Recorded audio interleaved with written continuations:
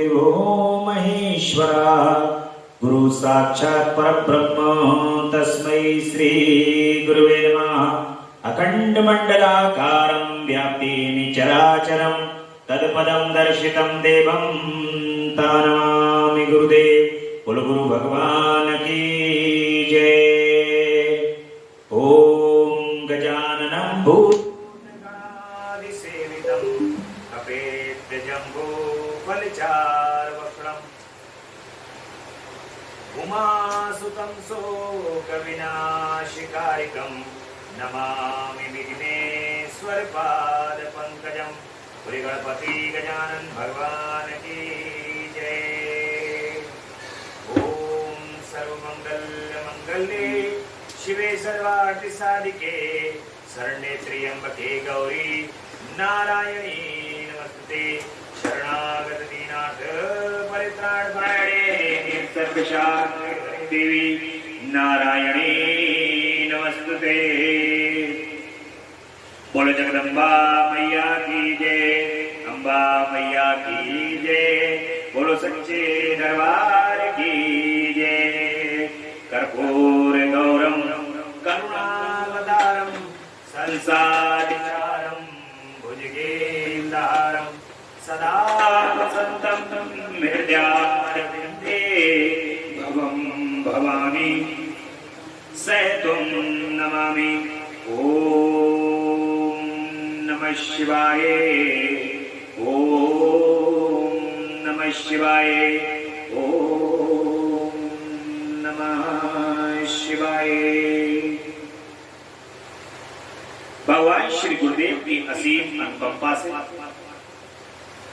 माता पिता के आशीर्वाद से, जगदम्बा परा अम्बा पराशक्ति की परम सानिध्यता,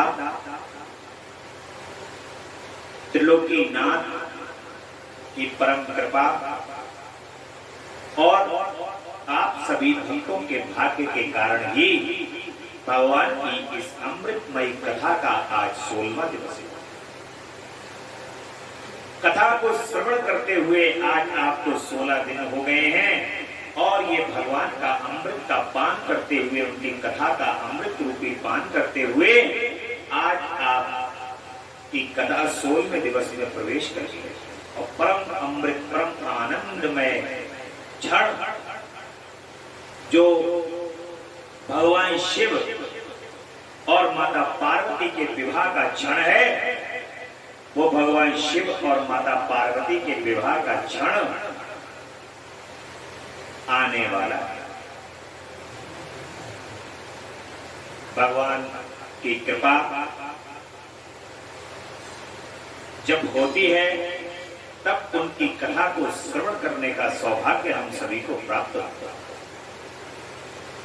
परंतु ये कृपा हमारे जीवन में किस प्रकार से स्थायी रह सकती है, हम इस कृपा को कैसे अपने जीवन के अंदर स्थायी रूप से धारण कर सकते हैं, वो है भगवान के नाम का श्रवण। इस कथा के माध्यम से जो हम सुन रहे हैं, इस कथा के माध्यम से जो हम जान रहे हैं, वो अपने हृदय में उसे आत्मसात करें। ये कथा मानो आपको जीवन के अंदर भगवान के नाम का एक आश्रय लेने का माध्यम है और इस माध्यम का प्रयोग करो। जैसे आपका शरीर आपके कर्मों का नाश करने के लिए, पापों का नाश करने के लिए आपको ये माध्यम के रूप में शरीर प्रदान किया है।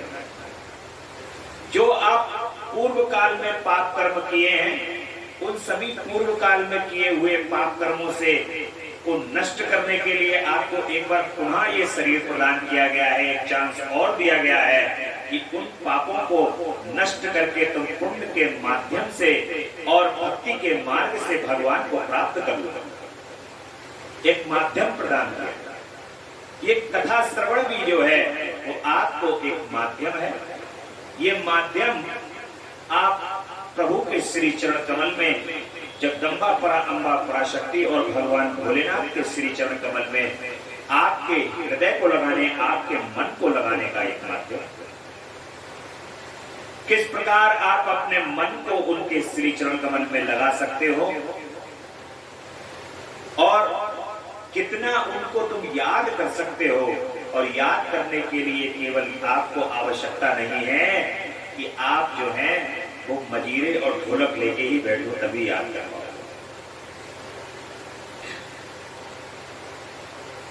जैसे एक गाना है ना कि पीने वालों को पीने का बहाना चाहिए, ऐसे ही जो नाम लेने वाले हैं भगवान के, जो नाम के रस को पीने वाले हैं, उनको तो बस केवल एक बहाना चाहिए। वो बहाना ही आपको भवसागर से पार कर सकता है। भगवान की चर्चा, उनके नाम का स्मरण जो हृदय में, जैसे आप जिससे प्रेम करते हो ना, उसका नाम कहीं ना कहीं आप उसको लेकर के जरूर आओगे। चाहे कैसे भी लेकर के आओ उसको, उसके माध्यम से वहां पर उसको लेके आओगे। याद कर रहे होगे तो उसको लेकर के आओगे। ऐसे ही जब आप अपने प्रभु भोलेनाथ से प्रेम करते हो तो उनको कैसे न कैसे वहां पर लेकर के जरूर आओगे, उनकी बात जरूर छेड़ोगे। चाहे भले ही उनसे लड़ाई के मूड में हो, लड़ाई ही करो। चाहे उनको कुछ भी बोलोगे, क्योंकि जो जिससे प्रेम करता है उसको लेकर के तो वो बीच में जरूर आता है। इसलिए भगवान बच नहीं पाते हैं और वो आते जरूर है बीच में। जो उनका भक्त है, जो उनको दिन रात याद कर रहा है, जो उनसे दिन रात प्रेम कर रहा है, वो उनको अपनी हर लड़ाई झगड़े में, हर प्रेम की बात में, हर कार्य में वो उनको लेकर के जरूर आएगा। और जैसे ही वो लेकर के आएगा तो वो कहां कैलाश पर ठहरने वाले, एक क्षण भी कैलाश पर ठहर नहीं सकते, क्योंकि भक्त उनको वहां टिकने नहीं। भक्त लोग जो हैं वहां उनको टिकने नहीं देते। और इसीलिए भगवान श्री कृष्ण ने तो कह ही दिया है कि मुझे वैकुंठ नहीं भाता है, मुझे तो श्री धाम वृंदावन ही भाता है, मुझे तो ब्रज ही भाता है, वही मुझे सुंदर लगता है। इसलिए अब मैं वहां रहने का मेरा मन ही नहीं है। इसलिए प्रभु 24 घंटे 365 दिन वहीं रहते हैं, क्योंकि याद करने वाले इतने हैं कि उनको वहां पे 1 मिनट तो अपना वहां पर रुक नहीं सकते। तो जब वहां रुक नहीं सकते तो जो जहां ज्यादा जाता है वहां घर बना लेता है। इसलिए उन्होंने वृंदावन को ही अपना घर बना लिया है। और वैसे तो मैं आपके दृष्टि में एक बात और रखना चाहता हूं कि भगवान का जो वृंदावन धाम है, जो ये ब्रज धाम है, ये ब्रज धाम राधा रानी और भगवान श्री कृष्ण के रास की स्थली है। ये ब्रह्मा जी की सृष्टि नहीं। जब भगवान लीला करते हैं तो वो अपने साथ अपनी पूरी, जैसे जो लीला मंडली वालों को बुलाते हो ना लीला करने के लिए, तो वो अपना सब कुछ साथ में लेके आते हैं। तुम पे डिपेंड नहीं होते हैं कि तुम्हें ये करना है या वो करना है, उनके पास सब अपना इंतजाम होता है। ऐसे ही हमारे प्रभु हैं, वो सारा इंतजाम करके आते हैं। ब्रज की भूमि अपने साथ लेकर के आते हैं, ग्वाल बाल अपने साथ लेकर के आते हैं, गैया अपने साथ लेकर के आते हैं, यमुना जी अपने साथ लेकर के आते हैं। सभी जो उनकी लीला के क्षेत्र हैं वो सभी कुछ अपने साथ में लेकर के आते हैं। और सबसे बड़े जो लीलाधारी हैं भगवान शिव और माता पार्वती, इन सब लीलाओं की रचना करती रहती है। ये सारी लीलाएं की रचना होती रहती है और वो हम सबको आनंद प्रदान करती है। आप देखिए कितनी अच्छी रचनाएं की हैं भोलेनाथ ने, कितनी अच्छी कथाएं हैं, और उन कथाओं से उसको रचाया भी। जैसे श्री कृष्ण लीला अगर है तो परम आनंद दे रही है भक्तों को, श्री राम की अगर लीला है तो परम आनंद दे रही है। अगर उन लीलाओं को उन्होंने रचाया है भक्तों को निहाल भी कर रहे हैं। ऐसे हमारे भोलेनाथ और जगदम्बा हैं जो ऐसी कथाओं की रचना करते हैं, ऐसी लीलाओं की रचना करते हैं कि समस्त संसार उनमें झूम और परम आनंद प्राप्त करता है। उसी कथा को आप सुन रहे हैं, उन्हीं की कथाओं को सुन रहे हैं जो लीलाधारी हैं, उन्हीं की कथाओं को आप सुन रहे हैं, आनंद ले रहे हैं, परम आनंद ले रहे हैं। कल की कथा में हम पढ़ रहे थे कथा को, और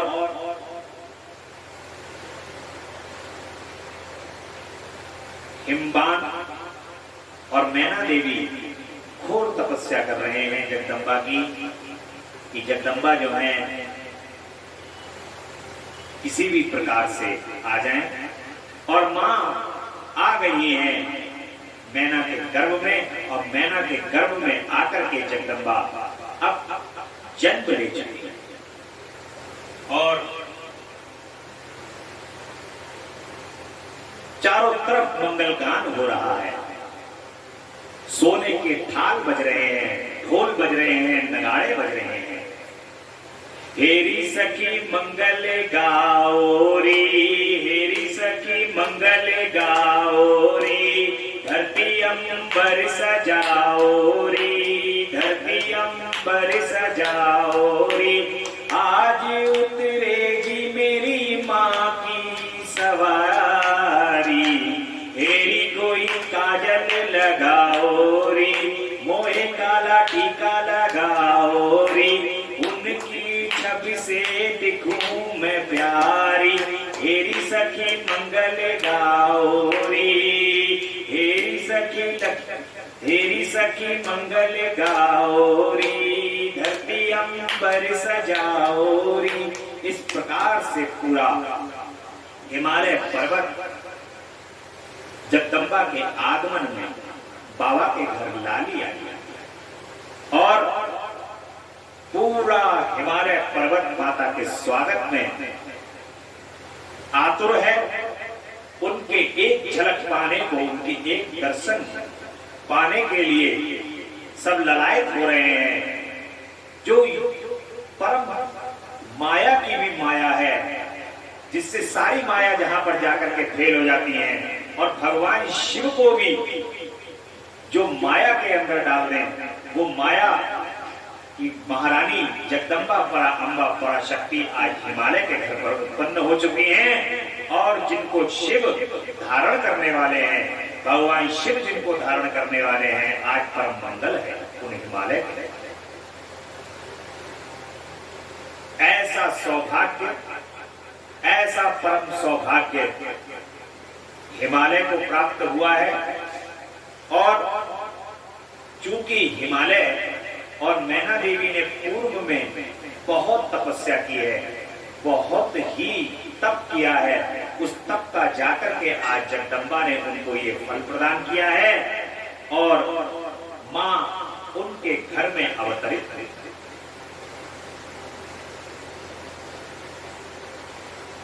माता कहती हैं, जब अवतरित हो जाती हैं तो माता कहती हैं कि मैना, तुमने पहले तत्परता पूर्वक मेरी बड़ी सेवा की, ये फल किस चीज का है? जैसे आज मैं एक बात आपसे और कहना चाहता हूं, वो ये कि जो भक्ति, जो भाव,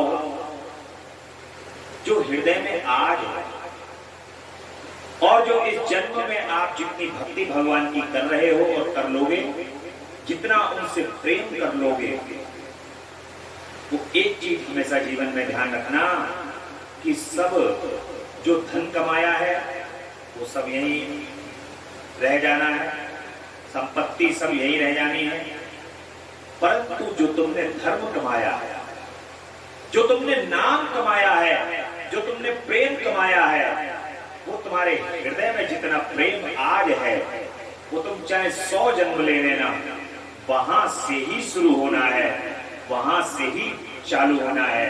जो भक्ति, जैसे आपने देखा होगा कि कोई भी मनुष्य जब पैदा होता है तो उसके बाद उसकी रुचि स्वतः ही अपने आप ही भगवान के श्री चरण कमल में हो जाती है। ऐसा लगता है उसको कि मैं तो ये भगवान के दर्शन कर चुका हूँ, ऐसा पूर्व में मैं कर चुका हूँ, ऐसा पूर्व में मैं सुन चुका हूँ, ऐसा स्मरण उसको होने लगता है। ये आपके प्रारब्ध कर्म के कारण हो रहा होता है, और आपका जो धर्म है वो नष्ट नहीं होता। सब कुछ इस संसार में नष्ट हो जाता है, ये शरीर भी नष्ट हो जाता है, परंतु धर्म व्यक्ति के साथ चलता है। आपका भगवान के प्रति भक्ति कभी नष्ट नहीं होती, भगवान भक्ति कभी नष्ट नहीं करते, क्योंकि भक्ति उनकी, जब भक्ति उनकी है तो भक्ति कभी नष्ट नहीं हो सकती। जो 101 पर विश्राम लेता है तो 101 उसको वहीं से मिलेंगे, 102 से प्रारंभ करेगा। ऐसा जीवन के अंदर सभी के हैं, और माता जी भी यही कह रही हैं कि हे मैना, तुमने पहले तत्परता पूर्वक मेरी बड़ी सेवा की थी, उस समय तुम्हारी भक्ति से प्रसन्न होकर के मैंने तुम्हें वर देने के लिए तुम्हारे निकट आया। वर मांगो, मेरी इस वाणी को सुनकर तुमने जो वर मांगा वह इस प्रकार है।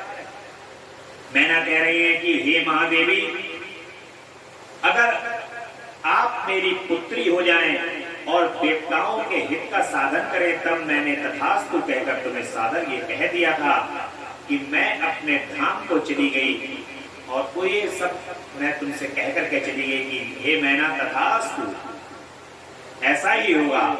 और गिरजा, हे गिरजा नंदिनी, उस वर के अनुसार उस समय आज मैं तुम्हारी पुत्री हुई हूं। आज मैंने जो दिव्य रूप का दर्शन कराया है उसका उद्देश्य इतना ही है कि तुम्हें मेरे स्वरूप का स्मरण हो जाए, अन्यथा मनुष्य स्वरूप का, मनुष्य रूप में प्रकट होने पर मेरे विषय में तुम अनजान ही बनी रहती। अब तुम दोनों दंपत्ति पुत्री भाव से अथवा दिव्य भाव से मेरा निरंतर चिंतन करते हुए मुझ में स्नेह रखो, इससे मेरी उत्तम गति प्राप्त होगी। मैं पृथ्वी पर अद्भुत लीला करके देवताओं का कार्य सिद्ध करूंगा। भगवान शंभु की पत्नी होंगी और सज्जनों का संकट से उद्धार करूंगी। ऐसा कहकर माता शिवा चुप हो गई और उसी क्षण माता के देखते देखते प्रसन्नता पूर्वक नवजात पुत्री के रूप में परिवर्तित हो।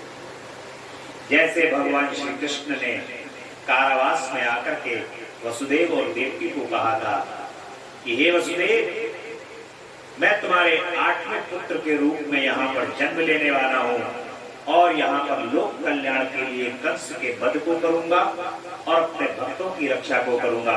ऐसा कहकर के भगवान अंतर्ध्यान होकर के पुत्र के रूप में वसुदेव और देवकी के बराबर में आकर के प्रकट हो जाते हैं, अवतरित हो जाते हैं।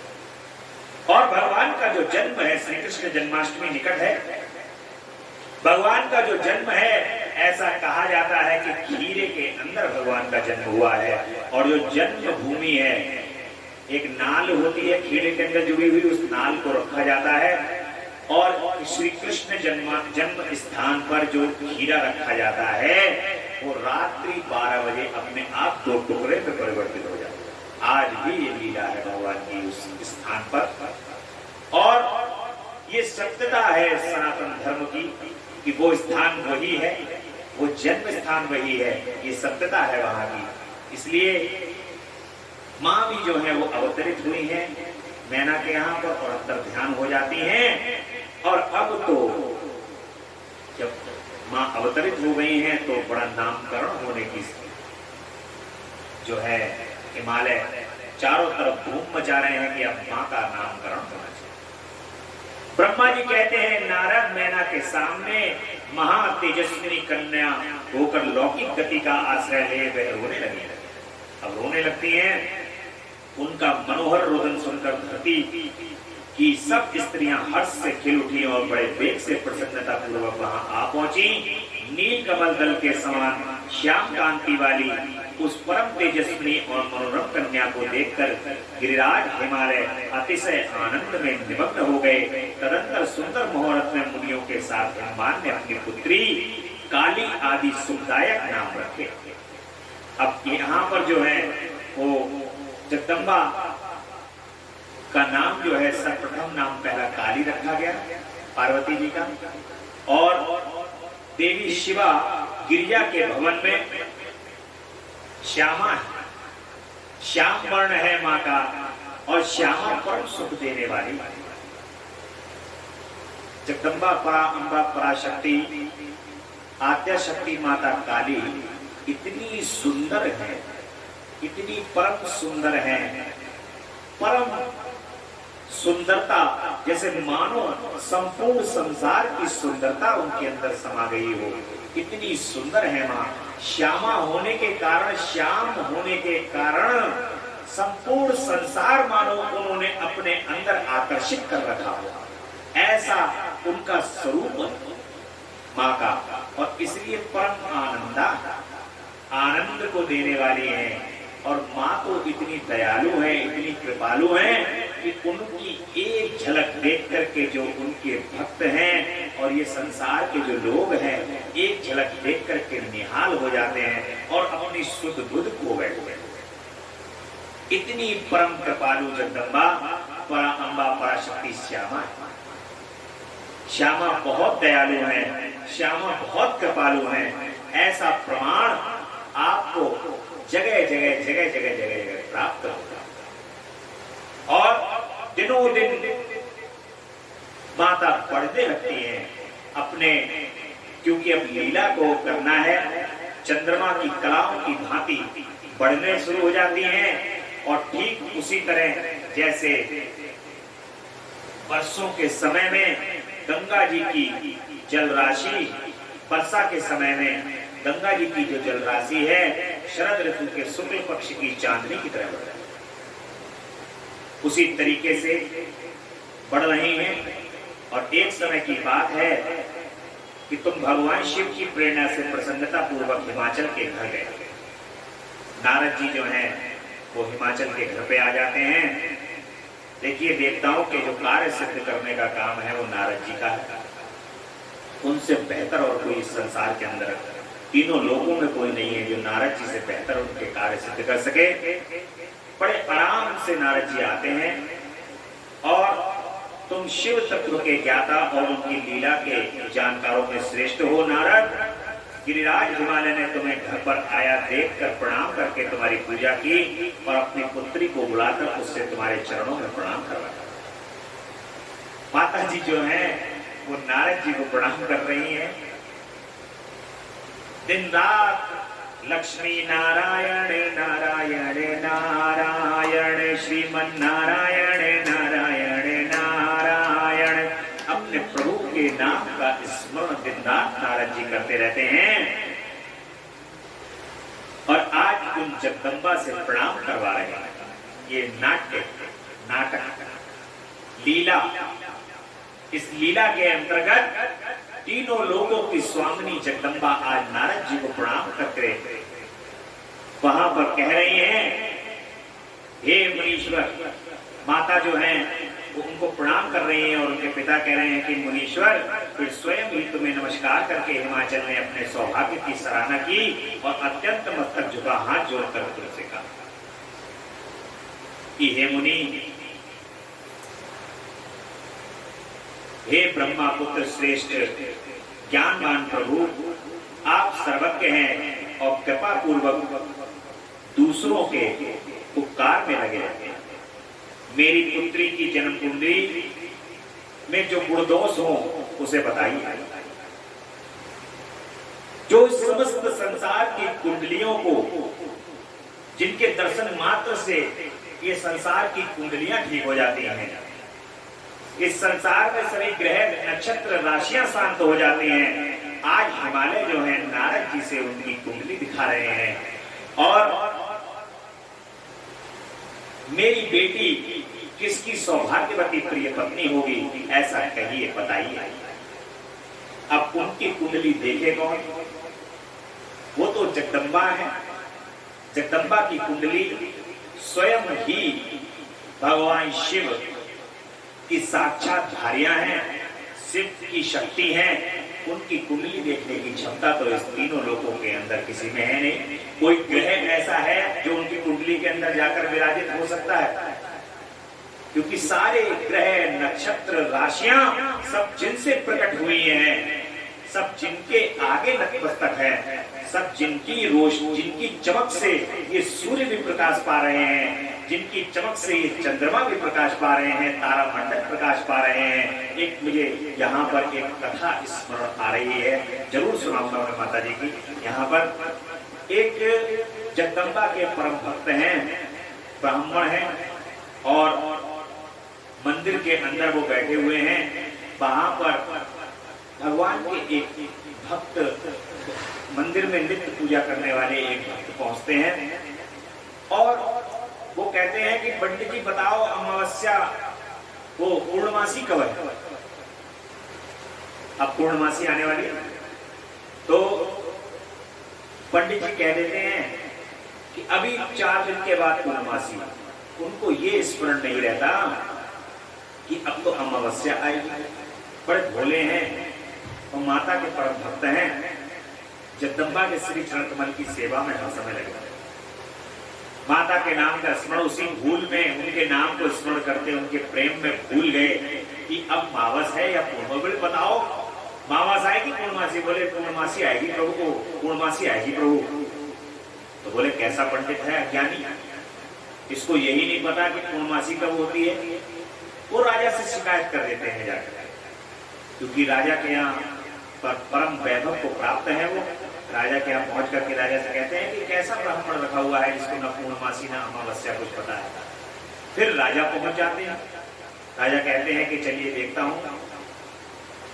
राजा पहुंचते हैं और कहते हैं कि ब्राह्मण ये बताओ कि पूर्णमासी कब है? तो कहते हैं प्रभु 4 दिन के बाद पूर्णमासी। उनको सुध ही नहीं है। तो कहते हैं ठीक है। राजा कहता है अगर 4 दिन के बाद पूर्णमासी नहीं पड़ी तो एक यज्ञ मंडल मैं बनाता हूं और उस यज्ञ मंडल के अंदर 4 दिन के बाद तुम्हें इसी के अंदर भस्म कर दूंगा। और ब्राह्मण देव जो है वो चुपचाप बड़ी विनम्रता से उसको सुनते रहते हैं, हाथ जोड़ करके खड़े रहते हैं। कहते हैं प्रभु जैसे मेरी माँ की इच्छा होगी वैसा ही होगा, यदि माँ को ये प्रिय होगा तो यही हो जाएगा। और वो चले जाते हैं। 4 दिन के बाद महाराजा अपने सैनिकों के साथ पूर्ण इंतजाम के साथ वहां पर पहुंचते हैं। अग्नि को प्रज्वलित कर दिया जाता है और उनको लटका दिया जाता है और कह दिया जाता है कि अभी तो तुम सीधे लटके हो, उल्टा लटका दिया जाएगा तुम्हें। जैसे ही चंद्रमा के उदय होने का जो समय है, जब वो निकल जाएगा तो तुम्हें उल्टा लटका दिया जाएगा। यहाँ पर वो तो कहते हैं कि उल्टा लटकाओ या सीधा, जो कुछ करना है माँ ही करेगी, माँ जाने, जो माँ करेगी वही होगी। बड़े विश्वास के साथ जगदम्बा की स्तुति करने लगे कि हे जगत जननी परा अम्बा पराशक्ति, हे दयावान मेरी माँ, आज मेरे मुख से जो निकला है उसको सत्य और असत्य करने वाली तो तुम ही हो, और तुम तो सत्य स्वरूपा हो। जो असत्य होता है उसको भी सत्य कर देती हो, ऐसी तुम सत्य स्वरूपा हो। माँ को जो है वो प्रेम से कहने लगे कि माँ आपके श्री चरण कमल का स्नेह, आपका प्रेम मैंने किसी ऐसे भाव से नहीं कहा कि कोई ऐसा मेरा भाव नहीं था जिस भाव से मैंने कहा। आपके प्रेम में, आपकी प्रीति में मुझे ये ध्यान ही नहीं रहा कि अमावस्या है या पूर्णमासी। प्रार्थना कर रहे हैं माँ से, माता कहाँ विलंब करने वाली हैं, वो तो क्षण में आ जाने वाली हैं। अपनी भक्तों के ऊपर तो कोई भी विपदा या आपत्ति या उनका कहीं अपमान होता है तो माँ उस क्षण भी नहीं लगाती। जो उनको हृदय से स्मरण करता है वहां तो फिर वो भागी हुई आ जाती हैं। माँ देखती रहती हैं, जैसे ही वो काल आ जाता है, समय क्षण आ जाता है, उस समय पर जगदम्बा अपने कान में से कुंडल निकाल करके और उस कुंडल को जो है वो आसमान में फेंक देती हैं। तो उनका कुंडल ही जो है वो पूर्ण चंद्रमा का रूप धारण कर लेता है, क्योंकि वो तो सबको धारण किए हुए हैं माँ। और वो ही एक कुंडल निकल करके जब आसमान के अंदर दिखाई देता है तो माँ पूर्ण रूप से पूर्ण चंद्रमा दिखाई देता है पूर्णमासी का। और राजा और वहां पर दिखे हुए सभी लोग ब्राह्मण देव की जय जयकार करने लगते हैं। कि ये तो अमावस्या का समय था और ये अमावस्या से पूर्णमासी कैसे हो गई। तो ये तो संभव मेरी माँ के श्री चरण कमल की कृपा से ही है कि जहां मावस होगी वहां पूर्णमासी को करने की क्षमता मेरी माँ है, उनके श्री चरण कमल में ही है। तो आज वो जगदम्बा परा अम्बा परा शक्ति पूर्णमासी के रूप में प्रकट होकर के हिमालय के यहाँ पर आ गई हैं और हिमालय की मानो जितने भी देवताओं के संकट है, घोर अंधकार है, आज वो सभी घोर अंधकार समाप्त होने वाला है।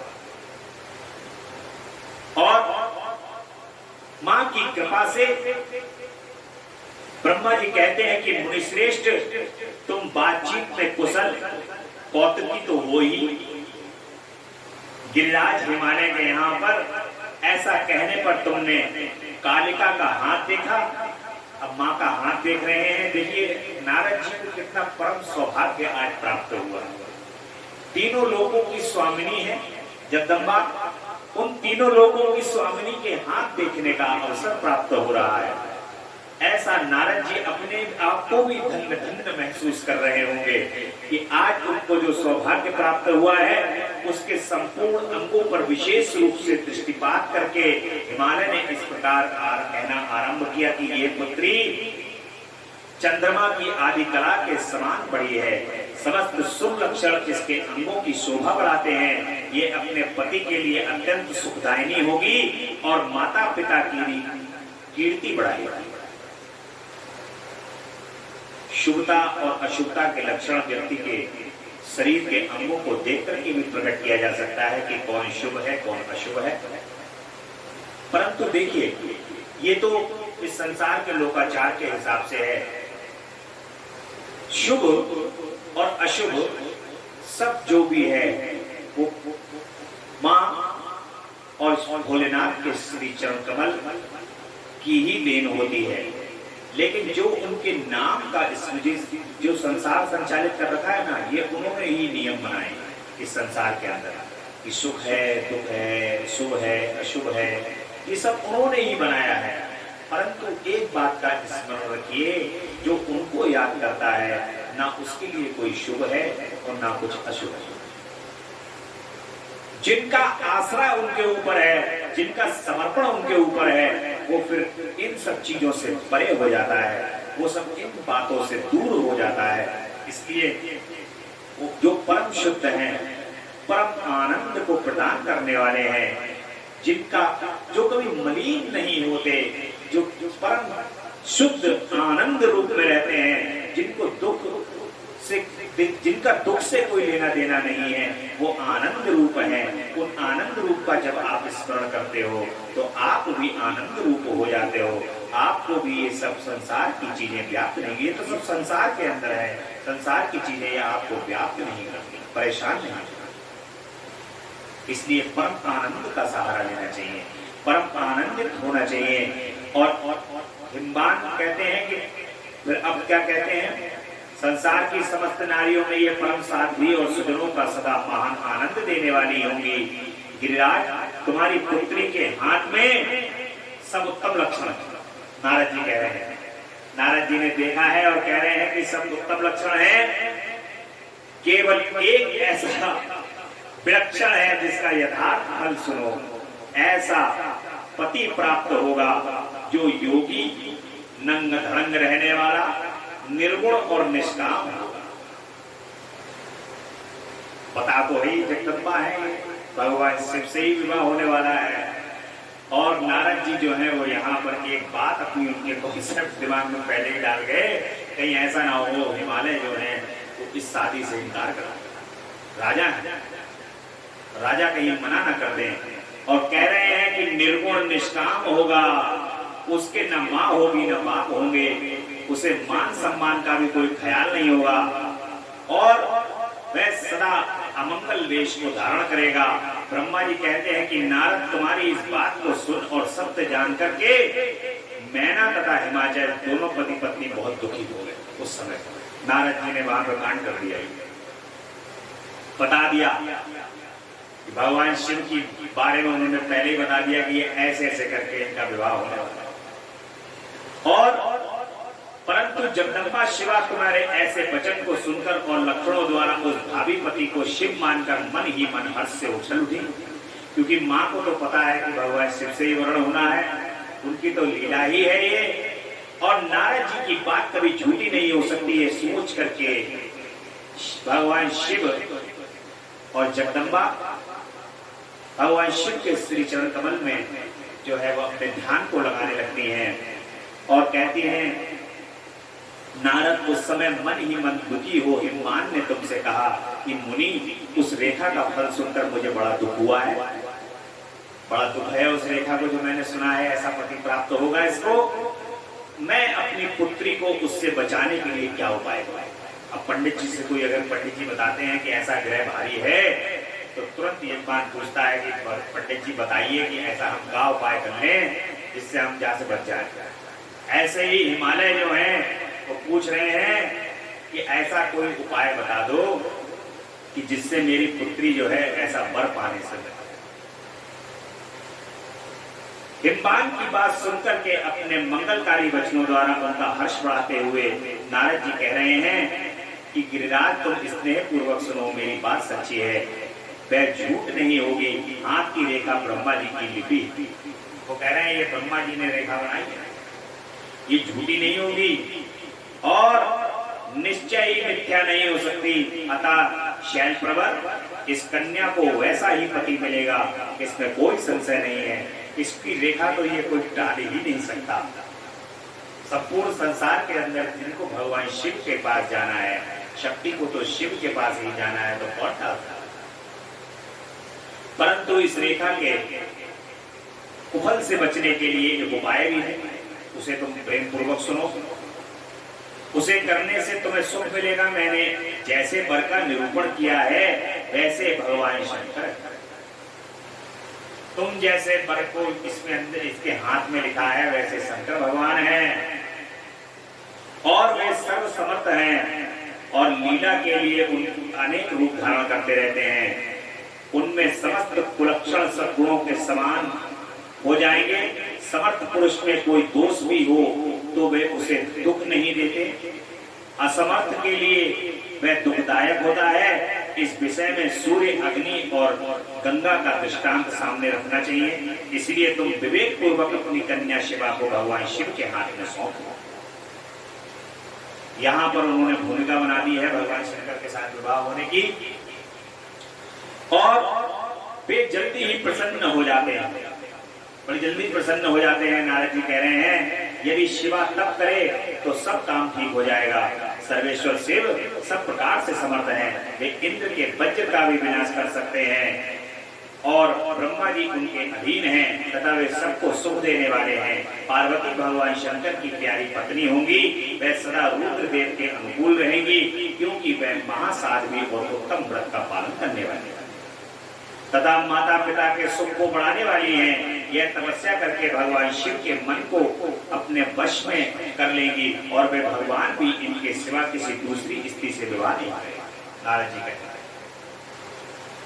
इन दोनों का प्रेम एक दूसरे के अनुरूप है। वैसा उच्च कोटि का प्रेम ना तो किसी का हुआ है, ना इस समय है और ना आगे कभी होगा। जैसा माता पार्वती और भगवान शिव का है ऐसा प्रेम जो है वो संसार में कहीं देखने को नहीं प्राप्त होगा। हे गिरिश्रेष्ठ, इन्हें देवताओं के कार्य करने हैं, उनके जो काम नष्ट प्राय हो गए हैं उन सबका इनके द्वारा पुनः उज्जीवन या उद्धार होगा। अतिराज आपकी कन्या को पाकर ही भगवान हर नारीश्वर भगवान शिव ही जो हैं वो अर्धनारीश्वर का रूप धारण करेंगे। ऐसा जो है वो नारद जी कह रहे हैं हिमालय से। वैसे अर्धनारीश्वर का जो भगवान ने रूप धारण किया है उसके पीछे एक कथा है। जब ये शब्द यहाँ पर आ गया है, भगवान जगदम्बा जो हैं वो विष्णु सहस्त्र नाम का रोज पाठ करती है। जगदम्बा विष्णु सहस्त्र नाम का ऐसी कथा है और विष्णु सहस्त्र नाम का रोज पाठ करती हैं। भगवान शिव जगदम्बा से कह रहे हैं भोजन बना है बड़ा स्वादिष्ट और उसको किए बगैर वो भोजन नहीं कर रही हैं। तो भगवान शिव कह रहे हैं कि एक गिरिजानंदनी तुम भोजन कर लो। तो माता जी कहती हैं कि अभी विष्णु सहस्त्र नाम का पाठ है। भगवान शिव कहते हैं कि कर लो। फिर वो भगवान शिव का नाम का स्मरण करके ओम नमः शिवाय, ओम नमः शिवाय, ओम नमः शिवाय 3 बार ओम नमः शिवाय का जाप करती हैं और भोजन प्राप्त करती हैं। भगवान शिव उनकी इस भक्ति को देख करके अपने प्रति परम प्रसन्न हो जाते हैं और भगवान कहते हैं कि हे शिव प्रिया, हे गिरिजानंदिनी, आज से जो ओम नमः शिवाय का उच्चारण करेगा उसको भगवान विष्णु के समान ही सहस्त्र नाम का फल प्राप्त होगा। और आज मैं तुमसे इतना प्रसन्न हूं, इतना प्रसन्न हूं, इतना प्रसन्न हूं कि मैं और तुम दोनों एक होकर के आधा मेरा शरीर शिव का होगा और आधा शरीर शिवा का होगा और आज से मैं अर्धनारीश्वर के रूप में परम प्रसन्नता पूर्वक अपने भक्तों को दर्शन प्रदान करूंगा। तो भगवान इतने प्रसन्न हो जाते हैं माता जी से कि अर्धनारीश्वर का स्वरूप धारण कर लेते हैं और शिवा और शिव एक हो जाते हैं। जब भगवान शिव और माता पार्वती का जो स्वरूप है एक हो गया है तो वहां से जो सती के स्वरूप में शरीर को छोड़ करके दोबारा से पुनः पार्वती के रूप में जन्म लेना पड़ रहा है, वो कथा भी यहाँ पर अब विराम ले लेगी। इसलिए माता कभी अपने शरीर को दोबारा धारण नहीं करेंगी, भगवान शिव के साथ सदैव विराजित हो जाएंगी। ऐसी इस स्वरूप से भगवान ने यहाँ पर माता पार्वती के साथ दर्शन प्रदान किया और इन दोनों का पुनः हर्ष पूर्वक मिलन होगा। आपकी ये पुत्री अपनी तपस्या के प्रभाव से सर्वेश्वर महेश्वर को संतुष्ट करके उनके शरीर के आधे भाग को अपने अधिकार में कर लेगी, उनका अर्धांगिनी बन जाएंगी। श्रेष्ठ तुम्हें अपनी यह कन्या भगवान शिव के सिवा दूसरे किसी को नहीं देनी चाहिए। कह रहे हैं कि ये कन्या जो है बस केवल उनको दे दो। अब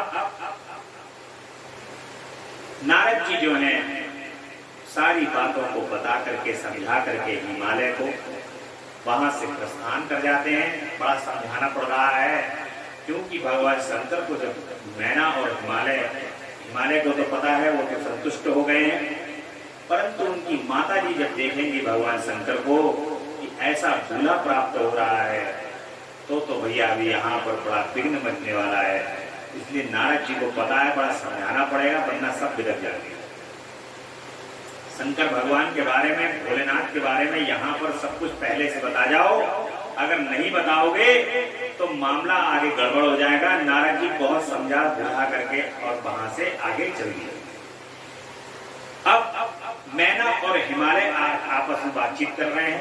नारद जी ट्यूशन लेके चले गए हैं और वो ट्यूशन को पाकर के मैना और हिमालय दोनों आपस में बात कर रहे हैं। ब्रह्मा जी कहते हैं कि नारद जब तुम चले गए उसके बाद कुछ काल व्यतीत हुआ और एक दिन मैना हिमालय के निकट जाकर उन्हें प्रणाम करती हैं और खड़ी होकर के गिरजा कामिनी मैना अपने पति से विनय पूर्वक कहती हैं कि प्राणनाथ, उस दिन नारद मुनि जो बात कही थी उसको स्त्री स्वभाव के कारण मैंने अच्छी तरह नहीं समझा। औरतों की एक आदत होती है कि वो उस समय तो उस बात को नहीं समझती हैं, लेकिन बाद में जो है उनको चीजें का स्मरण आता है तो फिर पूछती है। अब इसका मतलब क्या है? मेरी तो ये प्रार्थना है कि आप कन्या का विवाह किसी सुंदर लड़के के साथ कर दो। वह विवाह सर्वदा अपूर्व सुख देने वाला होगा और गिरिजा का वर शुभ लक्षणों से संपन्न और कुलीन होना चाहिए। मेरी बेटी मुझे प्राणों से भी अधिक प्रिय है। वह उत्तम वर पाकर जिस कभी प्रसन्न और सुखी हो सके ऐसा करो। ऐसे नारद जी जो कह के इन चक्करों में मत पड़ो और अच्छा लगा देगा। माँ की देखो चिंता होती है कि वो अपनी पुत्री का अच्छे वर से विवाह करें, ऐसा ही मैना को भी चिंता हो रही है। और ऐसा कहकर मैना अपने पति के चरणों में गिर पड़ी। उस समय उनके मुख पर आंसुओं की धारा बह रही थी। प्राज्ञ शिरोमणि हिमवान ने उन्हें उठाया और यथावत समझाना। हमारे समझदार हैं, बातों को समझ रहे हैं और कह रहे हैं कि देवी मैं यथार्थ और तत्व की बात बताता हूँ, सुनो, हम छोड़ो, मुनि की बात कभी झूठी नहीं होगी। यदि बेटी पर तुम्हें स्नेह है तो उसे साथ 10 शिक्षा दो और भक्ति पूर्वक सुस्थिर चित्त से भगवान शंकर के लिए तप करने के लिए बोलो। यदि भगवान शिव प्रसन्न होकर काली का पारिग्रहण कर लेते हैं तो सब शुभ ही होगा। नारद जी का बताया हुआ अमंगल या अशुभ नष्ट हो जाएगा। शिव के समीप सारे अमंगल और सदा मंगल रूप हो जाते हैं। इसलिए मंगल भवन अमंगल हारी, मंगल भवन अमंगल हारी, सारे अमंगलों का हरण करने वाले भगवान शंकर हैं। किसी के ऊपर कोई भी परेशानी है, विपत्ति है, वो एक लोटा जल में वो सबको डाल करके भगवान को समर्पित कराता है और कहता है कि प्रभु तुम संभालो, हमारा जो भी अमंगल है उसको मंगल में परिवर्तित कर दो। हमारा कार्य था आपके पास आना और एक लोटिया जल चढ़ाना, अब आप अपना कार्य करो। तो भगवान उसी एक लोटिया जल के अंदर इतना प्रसन्न हो जाते हैं, सारे अमंगलों को दूर करके मंगल प्रदान करते हैं। ये समय तो इतना अच्छा, इतना सुंदर समय चल रहा है श्रावण मास का। भगवान तो एक बार, एक श्रावण मास में यदि कोई एक समय में भी भगवान की पूजा कर लेता है, एक दिन भी अगर पूजा कर लेता है तो भगवान उस पर भी अति प्रसन्न हो जाते हैं। और जो पूरे श्रावण मास उनका नाम स्मरण श्रवण कर रहा है, उनका पूजा कर रहा है, उसकी तो फिर बात ही कुछ निराली है। इतने दयावान है। और शिव प्रसन्न होकर काली का पारिग्रहण कर लेंगे। ब्रह्मा जी कहते हैं कि नारद हिमवान की यह बात सुनकर मैना को बड़ी प्रसन्नता हुई। वे तपस्या में रुचि उत्पन्न करने के लिए पुत्री को उपदेश देने के निमित्त उनके पास आए। परंतु बेटी के सुकुमार अंग दृष्टिपात करके मैना के मन में बड़ी व्यथा हुई। उनके दोनों नेत्रों में तुरंत आंसू भर आए। फिर तो गिरी प्रिया मैना ने अपनी पुत्री को उपदेश देने की शक्ति नहीं रह गई। अपनी माता की कुछ चेष्टा को पार्वती जी शीघ्र ही ताड़ गई और तब से सर्वज्ञ परमेश्वरी कालिका देवी माता को बारंबार आश्वासन देकर के तुरंत कहती हैं, माँ कह रही हैं, माँ आप बहुत समझदार हो, मेरी ये बात सुन। आज पिछली रात्रि के समय ब्रह्म मुहूर्त में मैंने एक सपना देखा। माता जी कह रही हैं कि मैंने एक सपना देखा है, उसे बताती हूँ। माता, सपना में एक दयालु एवं तपस्वी ब्राह्मण ने मुझे शिव जी को प्रसन्न करने के लिए उत्तम तपस्या करने का प्रसन्नता पूर्वक उपदेश दिया। और नारद ये सुनकर मेनका ने शीघ्र अपने पति को बुलाया और पुत्री के देखे हुए स्वप्न को पूर्णता कह सुना दिया। और मैना के मुख से पुत्री के स्वप्न को सुनकर गिरिराज हिमालय भी बहुत प्रसन्न हो गए। और गिरिराज ने कहा कि प्रिय माँ तो देखो सब जानती है कैसे भगवान को प्रसन्न करना है, कैसे तपस्या करनी है और कैसे ये ठीक होंगे, तो सब पता है उन्हें। इसलिए माता को उनको सांत्वना दे रही हैं, अपनी माता और पिता को जो यहाँ पर संसारिक रूप से उनको प्राप्त हुए हैं, ताकि वो लीला को आगे बढ़ा सकें। नारद जी के ने वर के जैसे लक्षण बताए थे, उन्हीं लक्षणों से युक्त शरीर को उन्होंने धारण कर रखा था। वे बड़ी प्रसन्नता के साथ मेरे नगर के निकट तपस्या करने के लिए आए। उन्हें देखकर बड़ा हर्ष हुआ और मैं अपनी पुत्री को साथ लेकर उनके पास गया। अब क्या होता है, प्रसन्नता के साथ वहां पर एक तपस्वी आते हैं तपस्या करने के लिए। उस समय मुझे ज्ञात हुआ कि नारद जी के बताए हुए भगवान शंभू यही हैं। तब मैंने उन तपस्वी की सेवा के लिए अपनी पुत्री को उपदेश देकर उनसे प्रार्थना की कि वे उसकी सेवा स्वीकार करा। वो तपस्वी आए नारद जी के कथन के अनुसार, तो हिमालय ने कहा कि पुत्री तुम इनकी सेवा करो, और परंतु उस समय उन्होंने मेरी बात नहीं मानी। इतने में ही वहां सांख्य और वेदांत के अनुसार बहुत बड़ा विवाद छिड़ गया। तदंतर उनकी आज्ञा से मेरी बेटी बनी रह गई और अपने हृदय में उनकी कामना रखकर भक्ति पूर्वक उनकी सेवा करी। सुमुखी, यही मेरा देखा हुआ स्वप्न है जिसे मैंने तुम्हें बता दिया है। अतः प्रिय, मैंने कुछ काल तक इस स्वप्न के फल की परीक्षा या प्रतीक्षा करनी चाहिए। इस समय यही उचित जान पड़ा। हिमालय जो है वो भी सपना देखे हुए हैं, वो भी देख रहे हैं तपस्वी आए हुए हैं, और वो तपस्वी जो हैं वैसे ही है जैसे नारद जी ने बताया था।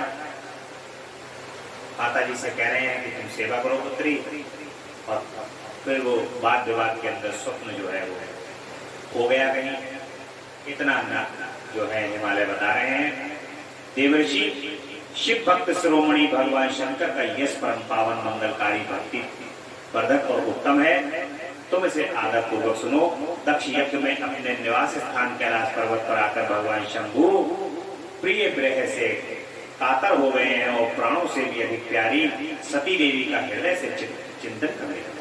अपने पार्षदों को बुलाकर सती के लिए शोक करते हुए उनके प्रेम वर्धक गुणों का अत्यंत प्रीतिपूर्वक वर्णन करने लगे। और भगवान शिव माता सती को बड़ा याद करते हैं।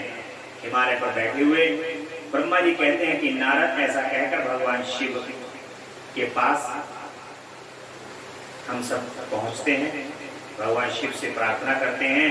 भगवान शिव जो है माता सती को दिन रात याद कर रहे हैं, और वो अपने माता सती के जितने वृतांत हैं, अपने गुणों को आसपास जितने भी लोग हैं सबको बता रहे हैं, सुना रहे हैं। और हम सब भी भगवान शिव के पास पहुंच जाते हैं और उनसे प्रार्थना करते हैं कि प्रभु, गिरिजा नंदिनी हिमालय पुत्री माता पार्वती, जगदम्बा अम्बा पराशक्ति अवतरित हो चुकी हैं आपके लिए। अब आप इस लीला को समाप्त करके उनसे पाणी ग्रहण करो, उनको ग्रहण करो प्रभु।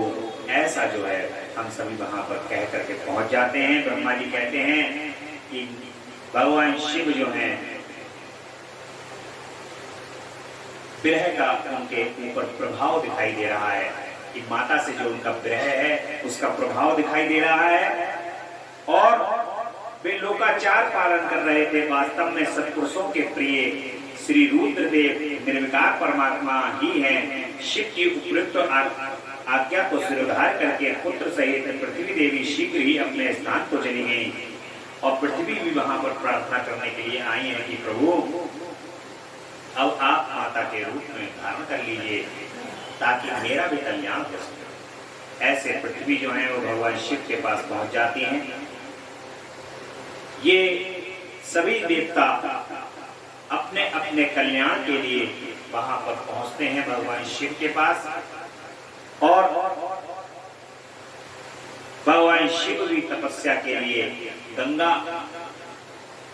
गंगावतरण के लिए हिमालय पर आते हैं। अब वो तपस्वी का रूप धारण करने के लिए रूप धारण करके वहीं आएंगे, जैसा कि स्वप्न देखा है हिमालय ने। भगवान शंकर भी जो है वो पहुंच जाते हैं। ब्रह्मा जी कहते हैं, नारद हिमवान की पुत्री लोक पूजित शक्ति स्वरूपा पार्वती हिमालय के घर में रहकर बढ़ने लगी। जब उनकी अवस्था 8 वर्ष की हो गई, तब सती के विरह से कातर हुए शंभु को उनके जन्म का समाचार मिला। भगवान शिव को समाचार प्राप्त हुआ, और उस अद्भुत बालिका पार्वती को हृदय में रखकर वे मन ही मन बड़े आनंद का अनुभव करने लगे। इसी बीच में लौकिक गति का आश्रय ले शंभु ने अपने मन को एकाग्र करने के लिए तप करने का विचार किया। नंदी आदि कुछ शांत पार्षदों को साथ ले हिमालय के उत्तम शिखर पर गंगावतरण नामक तीर्थ में चले गए, जहाँ पूर्व काल में ब्रह्मदाम से च्युत होकर के समस्त पाप राशि का विनाश करने के लिए चली हुई परम पावनी गंगा पहले भूतल पर अवतीर्ण हुई थी। जितेंद्रिय हर ने वही रहकर तपस्या आरंभ की। वे आलस्य रहित हो, चेतन ज्ञान रूप नित्य ज्योतिर्मय निरामय जन्मय चिदानंद स्वरूप। माता जी तो तपस्या कर ही रही है, भगवान शंकर भी उनको पाने के लिए तपस्या कर रहे हैं। वो भी उनको पाने की तपस्या कर रहे हैं कि किसी ग्रह के कारण वो छोड़ करके चली गई हैं। जब दक्ष के यहाँ पर यज्ञ विध्वंस हुआ है तो भगवान शिव भी उनको याद कर रहे हैं और माता जी भी उनको याद कर रहे हैं। दोनों एक दूसरे को याद कर रहे हैं। परम मंगल मिलन होने वाला है। और ब्रह्मा जी कहते हैं कि नारद गिरिराज भगवान शिव के वहां पर दर्शन करने के लिए पहुंचते हैं, जहां पर भगवान शिव गंगा अवतरण वाली जगह पर तपस्या करने के लिए बैठे हुए हैं। और हिमालय को जब पता चलता है कि वैसे ही तपस्वी जैसे उन्होंने स्वप्न में देखे हैं, नारद जी बता के गए हैं, आए हुए हैं, चलो दर्शन करके आते हैं। और गिरिराज कहते हैं बड़े शांत भाव से कि मुझे दास समझिए प्रभु, मैं आपका दास हूं, आप चलिए और चल करके महल में रहिए। आपको जो यहां पर असुविधा होगी मैं सारी सुविधाएं प्रदान करूंगा। नारद जी गिरिराज का वचन सुनकर के महेश्वर ने किंचित आंखें खोली और सेवकों सहित हिमबान को देखा। सेवकों सहित गिरिराज को उपस्थित देख करके भगवान शिव प्रसन्न मुस्कुरा रहे हैं। भगवान शिव जो है मुस्कुरा रहे हैं उनको देख करके और कहते हैं कि शैलराज, मैं तुम्हारे शिखर पर एकांत में तपस्या करने के लिए आया हूं। तुम ऐसा प्रबंध करो जिससे कोई भी मेरे निकट ना आ सके। करना है तो ऐसा करो कि जिससे मेरे पास कोई ना आए।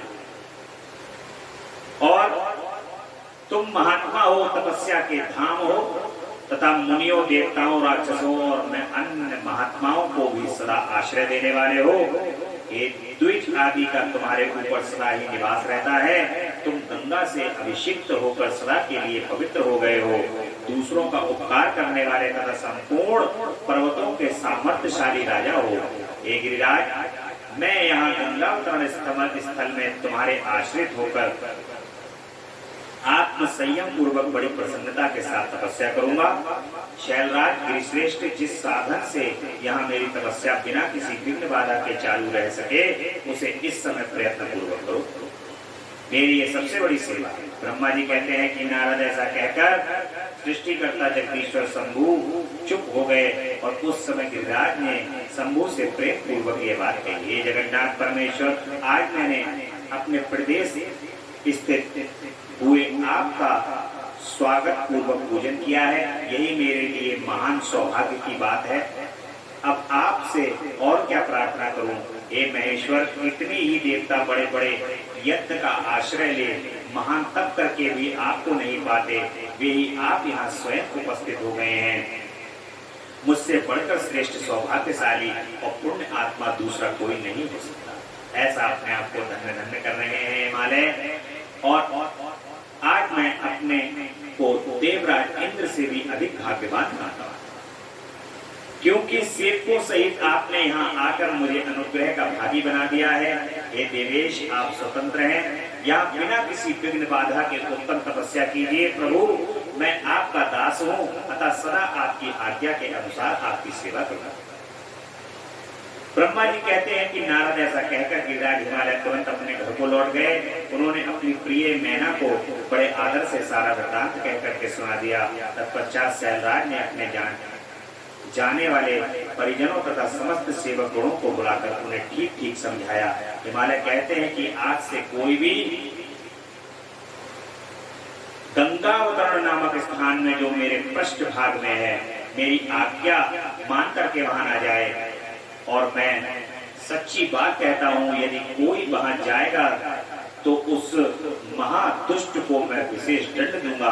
मुनि इस प्रकार अपने समस्त गणों को शीघ्र ही नियंत्रित करके हिमवान ने विघ्न निवारण के लिए जो सुंदर प्रयत्न किया वह तुम्हें बताता हूं।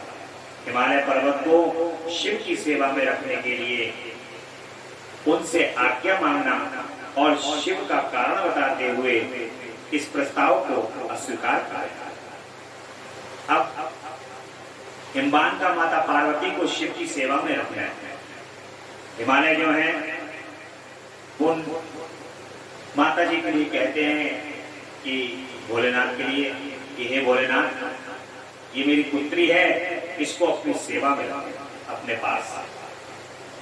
तदंतर शैलराज हिमालय उत्तम फल लेकर के अपनी पुत्री के साथ हर्षपूर्वक भगवान शिव के समीप गए।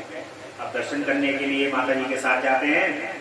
वहां जाकर उन्होंने ध्यान पारायण त्रिलोकीनाथ शिव को प्रणाम किया और अपनी अद्भुत कन्या काली को हृदय से उनकी सेवा में अर्पित कर दिया।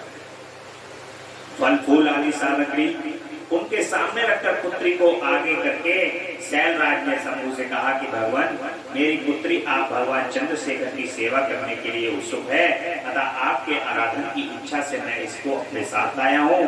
ये अपनी 2 सखियों के साथ सदा आपकी सेवा करेंगे।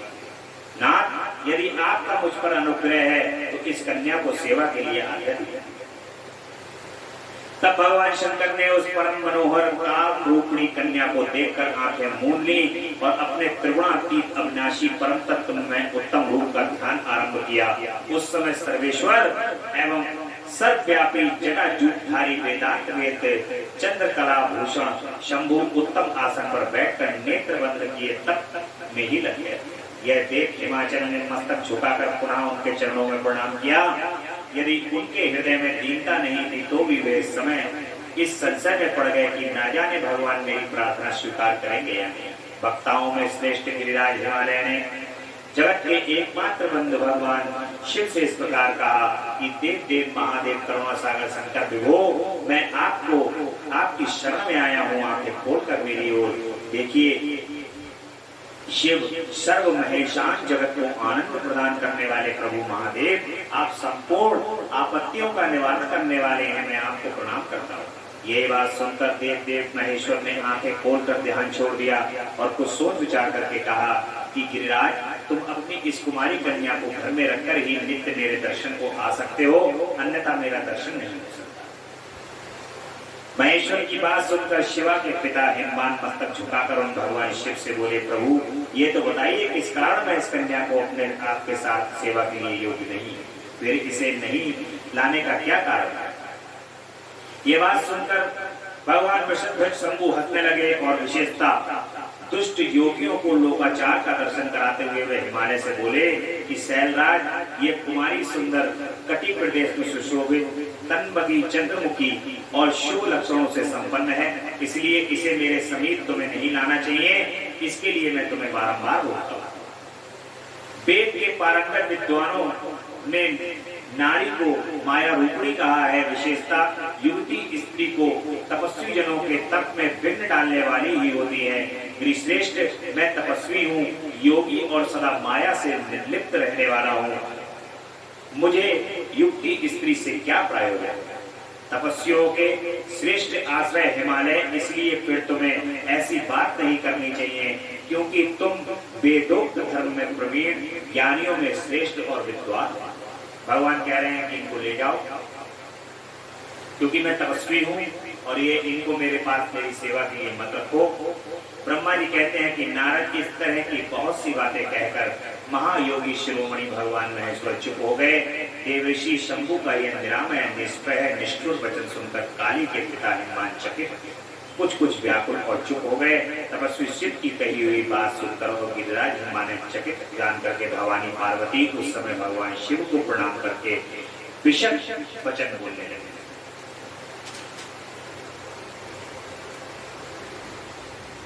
भवानी ने कहा कि योगी, आपने तपस्वी होकर गिरिराज से ये क्या कह रहा है।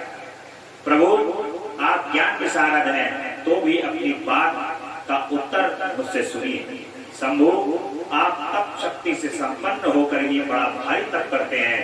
उस शक्ति के कारण ही आप महात्मा को तपस्या करने का विचार हुआ। अब माता जी जो है वो रुष्ट हो रही है यहाँ पर, क्योंकि भगवान शिव ने मना कर दिया। कह रहे हैं किस शक्ति के कारण तुम तप कर रहे हो, कौन सी ऐसी शक्ति है जो तुम्हें तप करा रही है। उस शक्ति से ही माँ कह रही है तुम दूर जाना चाह रहे हो, जिस शक्ति के कारण तुम तप कर रहे हो। तपस्या करने का जिससे तुम्हें विचार हुआ है, सभी कर्मों को करने का वह शक्ति ही है। उसे ही प्रकृति जानना चाहिए।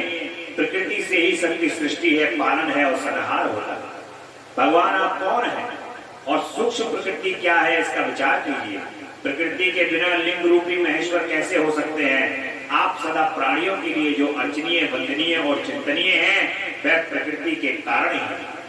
आप जो भी कुछ हैं, वंदनीय हैं, चिंतनीय हैं, जो लोग आपका चिंतन करते हैं, वो किसके कारण? शक्ति के कारण ही, प्रकृति के कारण है। इस बात को हृदय में विचार कर ही आपको ये कहना और जो कहना है वो सब कहिए। माता जी को गुस्सा आ रही है। ब्रह्मा जी कहते हैं कि पार्वती जी के इस वचन को सुनकर महती लीला करने वाले लगे प्रसन्न चित्त महेश्वर कहते हैं, मैं उत्कृष्ट तपस्या द्वारा ही प्रकृति का संचालन और स्वतंत्रता प्रकृति रही शंभु के रूप में स्थित रहता हूँ। अतः सत्पुरुषों को भी कभी कहीं कहीं प्रकृति का संग्रह नहीं करना चाहिए, लोकाचार से दूर एवं निर्विकार रहना चाहिए। माता कहती है, कल्याणकारी प्रभु योगी, आपने जो बात कही है, क्या वह वाणी प्रकृति नहीं है? जिस वाणी से बोल रहे हो, क्या यह प्रकृति नहीं है? फिर आप उससे परे क्यों नहीं हो गए? प्रकृति का सहारा लेकर बोलने लगे। इन सब बातों को विचार करते तात्विक दृष्टि से जो यथार्थ बात हो उसी को कहना चाहिए। यह सब कुछ सदा प्रकृति में बधा हुआ है, इसलिए आपको ना तो बोलना चाहिए और ना कुछ करना ही चाहिए। वो कह रही है कि चुपचाप बैठे रहो, जो अगर तपस्वी हो तो चुपचाप तपस्या ही करो, फिर बोल क्यों रहे हो? तो बोल रहे हो, ये भी शक्ति से बोल रहे हो, ये भी प्रकृति ही। माता जी कह रही है। और क्योंकि कहना और करना सब व्यवहार प्राकृति ही है, आप अपनी बुद्धि से इसको समझिए। आप जो कुछ सुनते, खाते, देखते और करते हैं, वह सब प्रकृति का ही कार्य है। झूठे बात विवाद करना व्यर्थ है। प्रभु शंभु, यदि आप प्रकृति से परे हो तो इस समय इस हिमवान पर्वत पर आप तपस्या किसकी करते? ब्रह्मा जी कहते हैं, पार्वती जी का ये शास्त्र शास्त्र के अनुसार कहा हुआ वचन सुनकर के भगवान शिव वेदांत मत में स्थित हो उनसे यूं बोले कि सुंदर भाषण करने वाली माता जी से कह रहे हैं कि बहुत सुंदर भाषण कर रही हो। यदि तुम साक्ष्य मत को धारण करके ऐसी बात करती हो तो प्रतिदिन मेरी सेवा करो, परंतु ये सेवा शास्त्र निषिद्ध नहीं होनी चाहिए। अब मान के देखो अंदर ही अंदर, क्योंकि माता जी ने टाइट कर दिया थोड़ा सा, और भगवान शिव जो है वो तुरंत ही कहने लगे कि ठीक है, चलो सेवा कर लो आप। और लेकिन अब शास्त्र निषिद्ध नहीं होना चाहिए ऐसी सेवा करना। और गिरिराज ऐसा कहकर भक्तों पर अनुग्रह और उनका मनोरंजन करने वाले भगवान शिव हनुमान से कहते हैं कि मैं यहाँ तुम्हारे अत्यंत रमणीय श्रेष्ठ शिखर की भूमि पर उत्तम तपस्या तथा अपने आनंद में परमार्थ स्वरूप का विचार करता हुआ विचरूंगा। पर्वतराज, आप मुझे यहाँ तपस्या करने की अनुमति दें। आपकी आज्ञा के बिना कोई तप नहीं किया जा सकता। भगवान शिव यहाँ पर फिर तपस्या करने की आज्ञा हिमवान से मांग रहे हैं। और माता काली जो है वो अपनी दो सखियों के साथ चंद्रशेखर महादेव की सेवा के लिए प्रतिदिन आती हैं और उनकी सेवा करती हैं, सेवा करके चली जाती हैं। और वे भगवान शंकर के चरण धोकर उस चरणामृत का पान करती हैं और आग से तपाकर शुद्ध किए हुए वस्त्र से, धोए हुए वस्त्र के द्वारा शरीर का मार्जन करती हैं।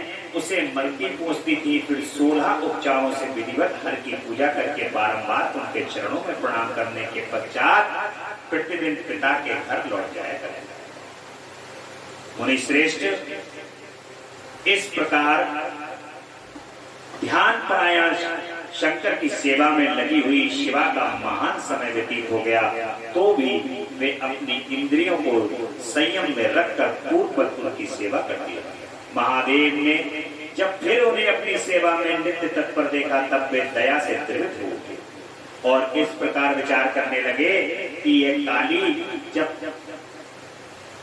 तब चर्या व्रत करेगी, तब इसमें गर्भ का बीज नहीं रह जाएगा, तभी मैं इसका पारिग्रहण करूंगा।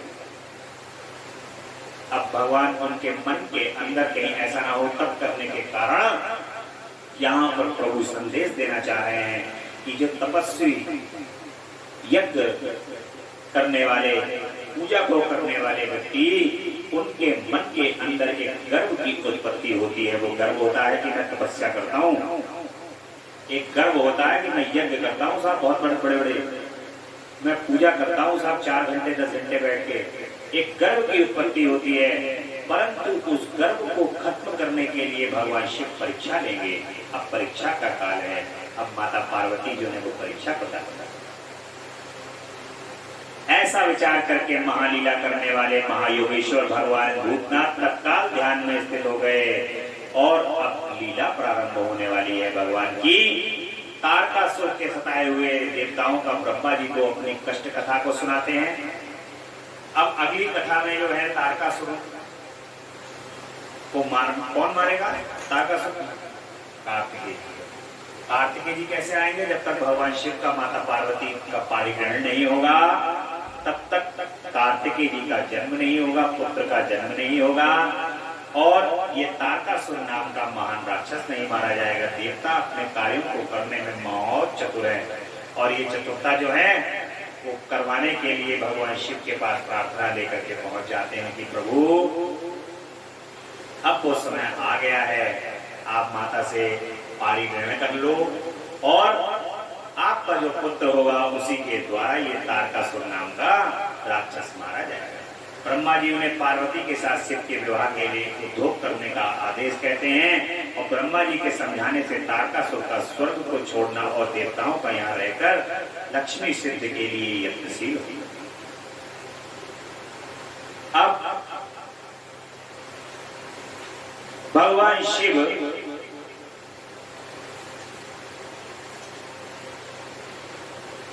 माता पार्वती भगवान शिव को प्राप्त करने के लिए दुष्कर तपस्या करती हैं। दुष्कर तपस्या का यहाँ पर प्रसंग है। कल की कथा में हम आज की जो शेष कथा है, कल की कथा में हम वो कथा सुनेंगे और कल बड़े प्रेम से और स्नेह से भगवान की विवाह को तैयारी से आइए। भगवान शिव का और माता पार्वती का यहाँ पर बड़े धूमधाम से आनंद को लेने वाला, देखिए उनका जो ये विवाह है, ये विवाह आपको परम आनंद देने के लिए होगा, जिससे आपको उनको देख करके, उनको याद करके एक आनंद की अनुभूति होगी। ये आनंद आपके हृदय में सदैव बसा हुआ रहे, ये आनंद आपके हृदय में सदा रहे। जैसे कि मुझे एक स्मरण आ रहा है, एक महात्मा जी थे, नाम तो मुझे उनका ध्यान नहीं है। उनके आश्रम में कभी किसी ने घी, तेल और आटा, सब्जी, मसाले, नमक आते हुए कभी किसी ने देखा ही नहीं और हजारों लोग रोज आकर के वहां पर आके उनके यहाँ पर भोजन किया करते। उनका क्या कार्य था? उनका कार्य था कि राम जी की बारात आएगी, सब भैया बैठ जाओ, जितने लोग आ गए हो खाने वाले सब लोग बैठ जाओ, सब राम जी के बराती हो और थोड़ी देर में राम जी की बारात आने वाली है और सब लोगों को भैया भोजन मिलेगा। राम जी की जब बारात आएगी तो सबको भोजन मिलेगा।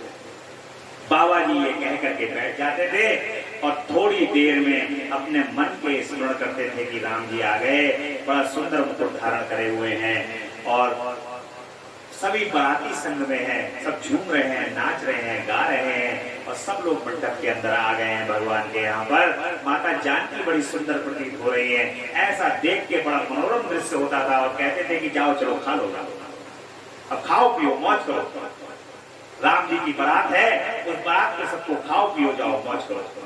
और सब लोग जाकर के वहां पर नित्य की ये लीला थी उन महात्मा जी की, नित्य सबको भोजन कराते थे। और कभी उनके आश्रम में किसी ने कोई भी घी, तेल, आटा, दाल, नमक किसी ने कोई जाते हुए कभी किसी स्रोत से देखा ही नहीं। ऐसे ही भगवान शिव की जो बारात है, इसको अपने हृदय में ऐसे धारण कर लो कि नित्य परम आनंद रहे। जैसे ही मन उदास हो भगवान की उस पराग को याद कर लो, मन आनंदित हो उठेगा, झूम उठेगा। नंदी भृंगी श्रृंगी डाकिनी सांकिनी सभी भगवान की बात में आने को तैयार हो जाए और कल भगवान शिव का परम उत्सव में विवाह हो। बड़े आनंद से बड़े प्रेम पूर्वक भगवान के नाम का उच्चारण करते हुए, तेरा पल पल बीता जाए मुझसे जप ले नमः शिवाय ओम नमः शिवाय ओम नमः शिवाय नमः शिवाय नमः शिवाय नमः शिवाय नमः शिवाय नमः शिवाय नमः शिवाय। तेरा पल पल बीता जाए मुझसे जप ले नमः शिवाय ओम नमः शिवाय ओम नमः शिवाय। मुसाफिरी जब पूरी होगी चलने की मजबूरी होगी, मुसाफिरी चलने की मजबूरी होगी, अवसर खाली न जाए मुझसे जप ले नमः शिवाय। तेरा अवसर खाली न जाए जप ले नमः शिवाय ओम नमः शिवाय ओम नमः शिवाय ओम नमः शिवाय ओम नमः शिवाय। नमः शिवाय नमः शिवाय नमः शिवाय नमः शिवाय शिवाय नमः शिवाय नमः शिवाय नमः शिवाय नमः शिवाय नमः शिवाय नमः शिवाय नमः शिवाय नमः शिवाय नमः शिवाय। बोले शंकर भगवान की जय, बोले हर हर महा